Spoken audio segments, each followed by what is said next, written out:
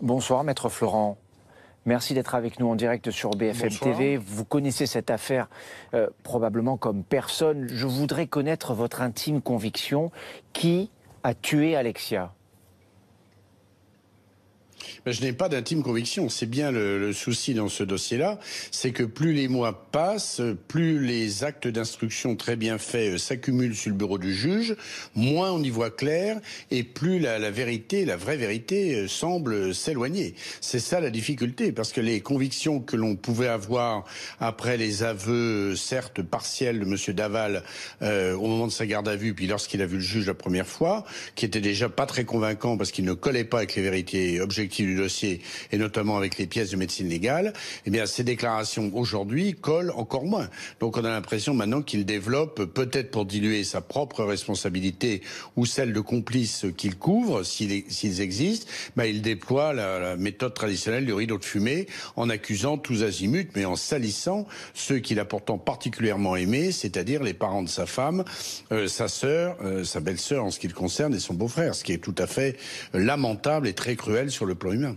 À vous entendre, on a l'impression que vous n'avez même pas la certitude que Jonathan Daval soit l'auteur de ce crime. J'ai toujours été très prudent avec M. Daval, car ses premiers aveux ne m'ont pas totalement convaincu parce qu'ils étaient assez éloignés, encore une fois, des vérités objectives.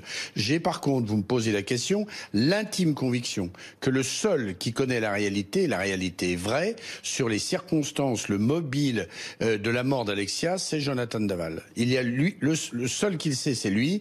La victime le savait, naturellement, elle est morte. Il n'y a plus que Jonathan Daval. Lui, c'est tout. Le problème, c'est qu'il ne dit quasiment rien de crédible et surtout rien qui colle avec le dossier. Comment avez-vous appris le revirement de Jonathan Daval ? En allant lire hier matin chez le juge d'instruction le PV d'audition de Jonathan qui avait eu lieu une semaine auparavant. Je n'ai pas souhaité le lire avant pour être à l'abri de toute éventuelle fuite. Comment avez-vous réagi à ce revirement ? Votre première réaction ? Écoutez, ça m'a surpris parce que je savais qu'il devait être entendu. J'avais cru comprendre effectivement que ça serait plutôt à sa demande. Moi, je m'attendais à ce qu'il s'explique sur ses précédents aveux, qu'il aille plus loin, qu'il libère sa conscience, s'il est bien responsable de la mort de sa femme, ou je m'attendais à ce qu'il se rétracte totalement ou qu'il fasse jouer le droit au silence. Et là, alors pas du tout. Il s'écarte totalement de ce dossier, il nie toute implication, mais il va salir toute une série de personnes sans avancer naturellement le moindre élément de preuve. Son avocat parlait d'un changement de stratégie. Ces déclarations, ce revirement, qu'est-ce qu'il change dans votre stratégie à vous ? Nous, vous savez, on n'a pas de stratégie. Nous, on a une demande, c'est de connaître la vérité. C'est indispensable pour les familles qui sont parties civiles, surtout après une scène de crime aussi affreuse que celle où l'on a trouvé Alexia Daval. Moi, mes clients, ce sont des gens, vous le savez, très calmes, très croyants, très posés. Ils veulent des réponses simples. Qui a tué Alexia Daval ? Pourquoi ? Dans quelles circonstances ? Qui a transporté le corps ? Qui l'a brûlé ? Est-ce qu'il y a une personne ou plusieurs personnes ? Voilà ce qu'ils veulent, c'est tout. Mais c'est tout, mais c'est considérable, parce qu'il n'y a que comme ça qu'ils pourront peut-être un jour commencer à faire leur deuil et connaître la paix intérieure. Vos clients sont allés rendre visite à Jonathan Daval à plusieurs reprises ces derniers mois. Est-ce qu'ils ont l'intention de retourner le voir ? Alors non, alors ça je rectifie. Ils ont vécu, enfin il a vécu au domicile de mes clients jusqu'à son interpellation. Ils ne l'ont jamais revu naturellement depuis qu'il est détenu, puisqu'il est impossible pour une partie civile d'avoir un permis de communiquer avec un détenu. Qu'est-ce qu'ils ressentent donc pour ils ne l'ont absolument pas revu depuis la fin de sa garde à vue. C'est noté. Mais écoutez, d'abord une incompréhension absolue.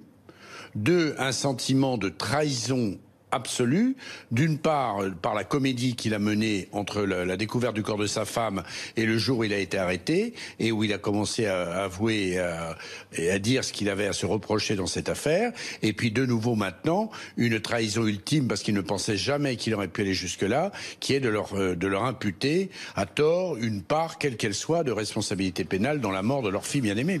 Est-ce qu'ils ont un message à lui faire passer ?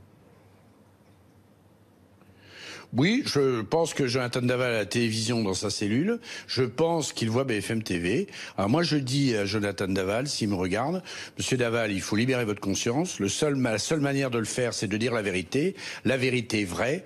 Ayez un peu de respect pour les gens qui vous ont aimé profondément et que vous avez aimé, je n'en doute pas. Ayez du respect pour votre épouse, au moins à titre posthume, et pour elle, pour les beaux-parents, vos beaux-parents, votre belle-sœur et votre beau-frère, dites la vérité et ne les couvrez pas de boue alors que vous avez déjà probablement beaucoup à vous reprocher. Une dernière question, Maître Florent.